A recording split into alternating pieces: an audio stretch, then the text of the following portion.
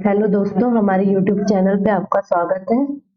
आज का हमारा पहला पॉइंट है चौंगथोंग पश्चिमी और उत्तरी तिब्बत में एक ऊंचा पठार है।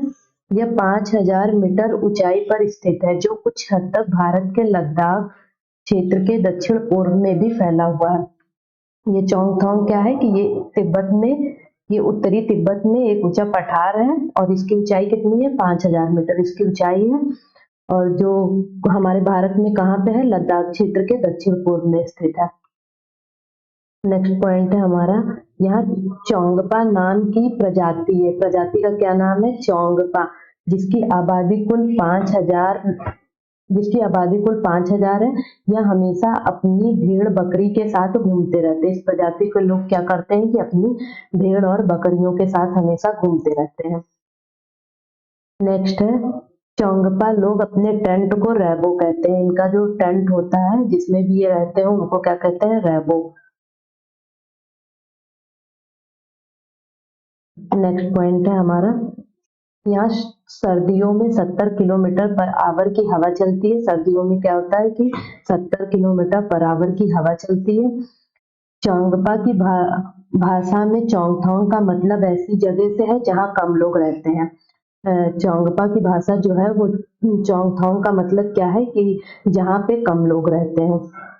नेक्स्ट पॉइंट है, यहाँ एक भी पेट्रोल पंप नहीं होते। यहाँ पे क्या है कि पेट्रोल पंप नहीं पाए जाते हैं।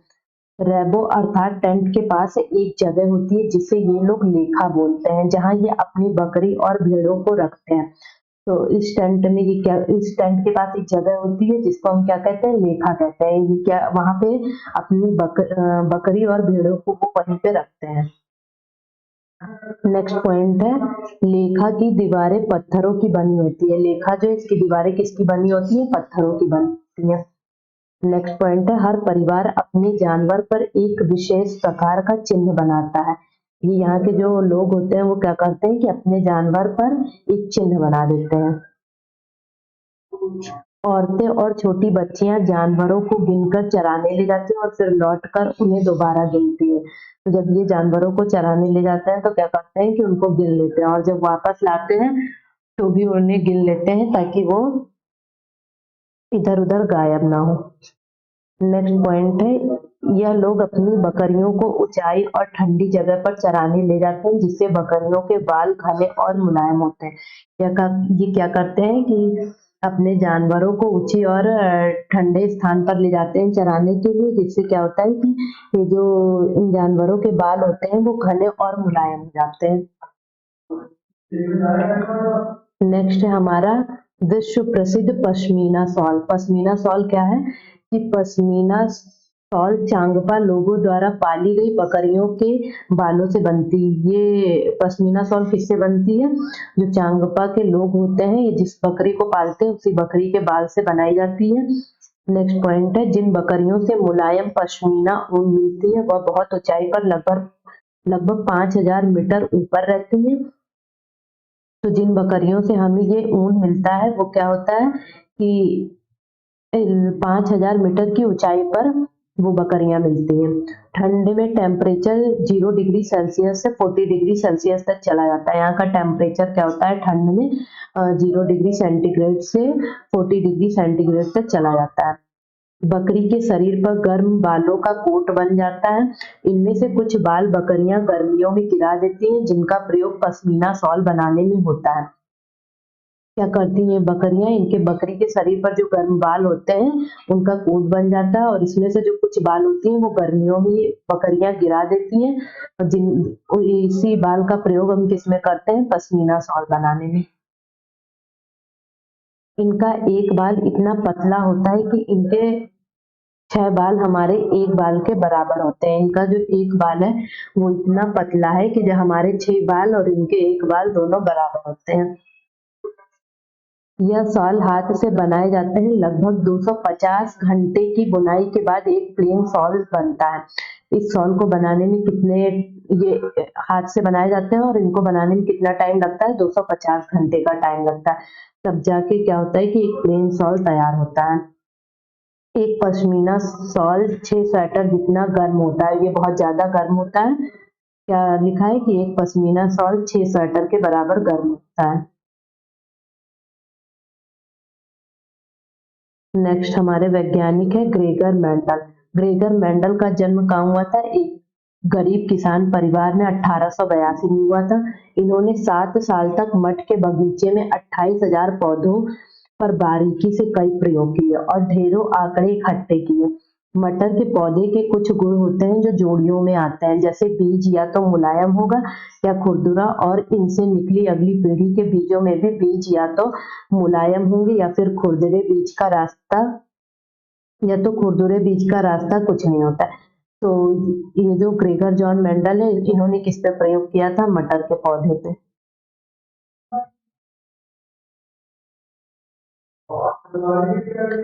नेक्स्ट है अल बरूनी।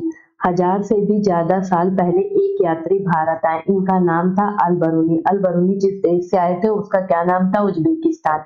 अल बरूनी कहाँ से आए थे? उज्बेकिस्तान से।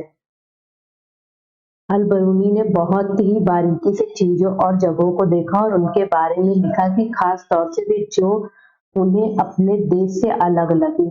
मतलब इन्होंने यहाँ पे ऐसी चीजों को देखा जो उनको क्या था कि अपने अपने देश से उनको यहाँ पे चीजें जो अलग लगी उनको ये, तो उनके बारे में इन्होंने ज्यादा ज्यादा जांच पड़ताल की थी। अल बरूनी उस समय के तालाबों के बारे में लिखते थे। इनका क्या था? ये जो उस समय के तालाब थे उनके बारे में ये ज्यादा लिखते थे। यहाँ के लोग तालाब बनाने में तो माहिर हैं। अगर हमारे देश के लोग ये देखेंगे तो क्या होता है कि हमारे देश के लोग ये देखकर हैरान हो जाते हैं।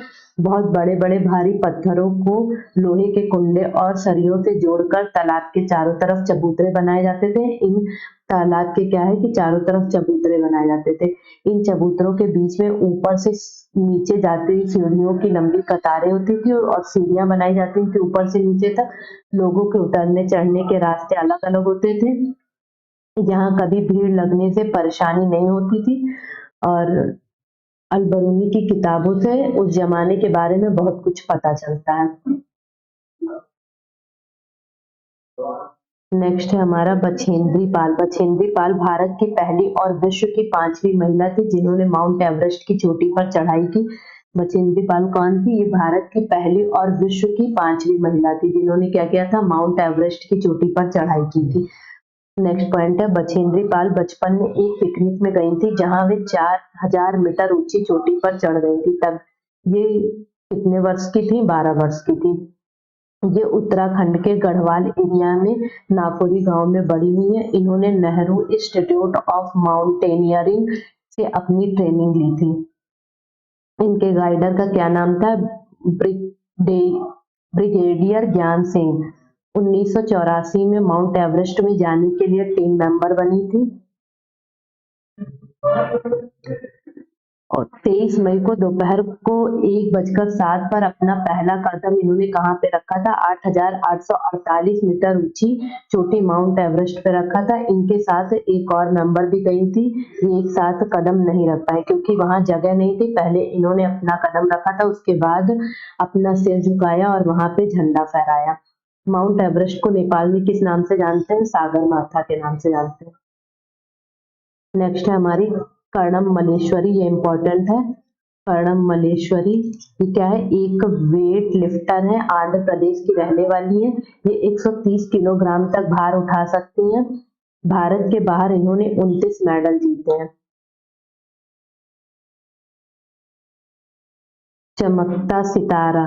सूर्यमणि एक चमकता सितारा गर्ल स्टार है। चमकते सितारे उन साधारण लड़कियों की असाधारण कहानियां हैं जिन्होंने स्कूल जाकर अपनी जिंदगी बदल दी।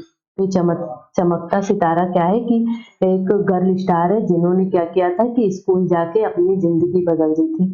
सूर्यमणि चाहती थी कि लोग त्योहारों पर अपने गीत गानों को गाएं, उन्हें भूले ना और अपने पहनावे को पहने। जड़ी बूटियों की समझ और बांस की चीजें बनाने की कला बच्चे भी सीखें। अपनी स्कूल की भाषा तो सीखे ही, अपनी कुडुख भाषा का रिश्ता भी उससे जोड़े। यह सब तोरांग केंद्र में होता है। तोरांग में कुडुख समाज और अन्य आदिवासियों की खास किताबों को संभाल कर रखा गया है। गाने बजाने की कई चीजें जैसे बांसुरी, तरह तरह के ढोल भी है।